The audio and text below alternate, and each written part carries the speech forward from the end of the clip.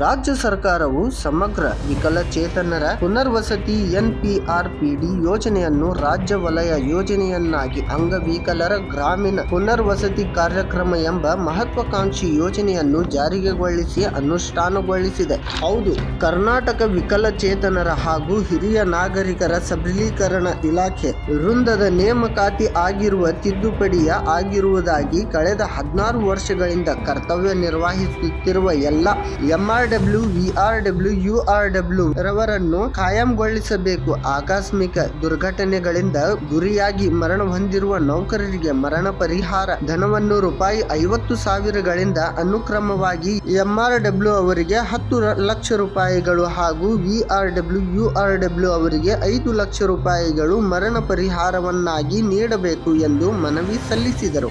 ಎಲ್ಲರಿಗೂ ನಮಸ್ಕಾರ. ಈಗಾಗಲೇ ಮೊನ್ನೆ ಜಿಲ್ಲಾಧಿಕಾರಿಗಳಿಗೆ ಅಂಗವಿಕಲರ ಪುನರ್ವಸತಿ ಕಾರ್ಯಕರ್ತ MRW ಮತ್ತು VRW ಒಂದು ಮನವಿ ಇವತ್ತು ಕೊಟ್ಟಿದ್ವಿ. ತಿಂಗಳದ ಒಂದು ಗೌರವಧನ ನಮಗೆ 9,000 ಕೊಡ್ತಾರೆ, ಇದಕ್ಕೂ ಸಾಲ್ತಾ ಇಲ್ಲ.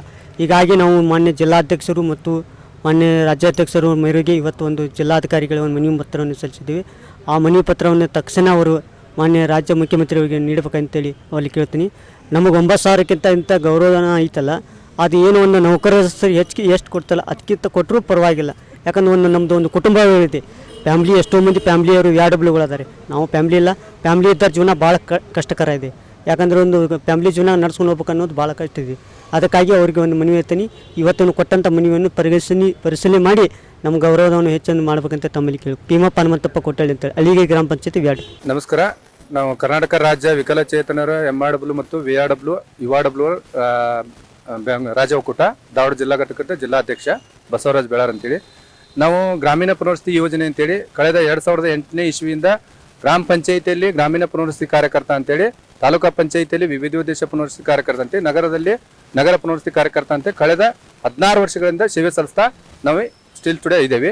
ನಮಗೆ ಸರ್ಕಾರದಿಂದ ಸಿಗ್ತಕ್ಕಂಥ ಅಂದ್ರೆ ಗೌರವಧನ ಗ್ರಾಮ ಪಂಚಾಯತಿಯಲ್ಲಿರೋರಿಗೆ 9,000, ತಾಲೂಕ್ ಪಂಚಾಯತಿಯಲ್ಲಿ ಇರ್ತಕ್ಕಂಥ 15,000. ಈಗಿನ ದಿನಮಾನಗಳಲ್ಲಿ ನಮ್ಗೆ ಅದರಲ್ಲಿ ಆ ಗೌರವಧನದಲ್ಲಿ ದಿನನಿತ್ಯ ಜೀವನ ಸಾಗಿಸೋದು ಕಷ್ಟ ಆಗ್ತಾ ಇದೆ. ಯಾಕಂತಂದ್ರೆ ಯಾವುದೇ ರೀತಿಯಾಗಿ ಸರ್ಕಾರಿ ನೌಕರರಿಗಿಂತ ಕಡಿಮೆ ಇಲ್ಲಂಗೆ ನಾವು ಗ್ರಾಮ ಪಂಚಾಯತಿ ಮಟ್ಟ ಮತ್ತು ತಾಲೂಕ್ ಪಂಚಾಯತಿ ಮಟ್ಟ ಜಿಲ್ಲಾ ಮಟ್ಟದಲ್ಲಿ ನಾವು ಕೊಂಡೆ ಕೆಲಸ ಮಾಡ್ತಾ ಇದ್ದೀವಿ. ಅದಕ್ಕಾಗಿ ಯಾವ ರೀತಿಯ ಸರ್ಕಾರಿ ನೌಕರರಿಗೆ ಯಾವ ರೀತಿಯಾಗಿ ನೀವು ಸಂಬಳ ಕೊಡ್ತಾ ಇದ್ದಲ್ಲ, ಅದೇ ರೀತಿಯಾಗಿ ನಮ್ಗೆ ಕನಿಷ್ಠ ವೇತನ ಕೊಟ್ಟು ಅಂದ್ರೆ ಕಾಯಮಾತಿ ಮಾಡ್ಲಿಕ್ಕೆ ಆಗಲೇ ಇದ್ದು ನಮ್ಗೆ ಕನಿಷ್ಠ ವೇತನ ಕೊಟ್ಟು ಜೀವನ ಅಂದ್ರೆ ಸೇವಾ ಭದ್ರತೆ ಒದಗಿಸಿಕೊಡ್ಬೇಕಂತೇಳಿ ಇವತ್ತು ಮಾನ್ಯ ಜಿಲ್ಲಾಧಿಕಾರಿಗಳಿಗೆ ಮುಖಾಂತರ ಸರ್ಕಾರಕ್ಕೆ ಮನವಿ ಕೊಟ್ಟಿವಿ. ನಮಸ್ಕಾರ. ನಾನು ಮಂಜುಳಾ ರಾಯನಗೌಡ್ರ ಅಂತ. ನಾನು ಧಾರವಾಡ ಸಿಟಿದು URW. ನಮ್ಮ ಅಂಗವಿಕಲರ ಎಲ್ಲ ಮೆಂಬರ್ಸುಗಳು ಇವತ್ತು ನಾವು ಜಿಲ್ಲಾಧ್ಯಕ್ಷರಿಗೆ ನಮ್ಮದು ಒಂದು ಬೇಡಿಕೆ ಮನವಿ ಪತ್ರವನ್ನು ಕೊಡಲಿಕ್ಕೆ ಬಂದಿದ್ದೀವಿ. ಇಲ್ಲಿ ನಮ್ಮ ಮನವಿ ಮತ್ತು ಏನೇನಂತಂದ್ರೆ ನಮ್ಗೆ ಕಾಯಮಾತಿಗೊಳಿಸೋದು ಅಥವಾ ಕನಿಷ್ಠ ವೇತನ ಪೂರೈಸುವುದು ಅಂತ ಕೇಳ್ಕೊಳ್ತಾ ಇದ್ದೀವಿ. ಜಿಲ್ಲೆಯಲ್ಲಿರುವ ಎಲ್ಲ ಅಂಗವಿಕಲರಿಗೂ ಈಗ ಇರುವಂಥ 1,400, 800 ಇರೋದನ್ನು 5,000 ಈಗ ಕನಿಷ್ಠ ಜೀವನೋಪಕಾಯಕ್ಕಾಗಿ ನಮಗೆ ಬೇಕಾಗಿರೋದ ವಸ್ತುಗಳನ್ನ ಖರೀದಿ ಮಾಡೋಕ್ಕೆ 1,400 ಯಾವುದಕ್ಕೂ ಸಾಲಂಗಿಲ್ಲ.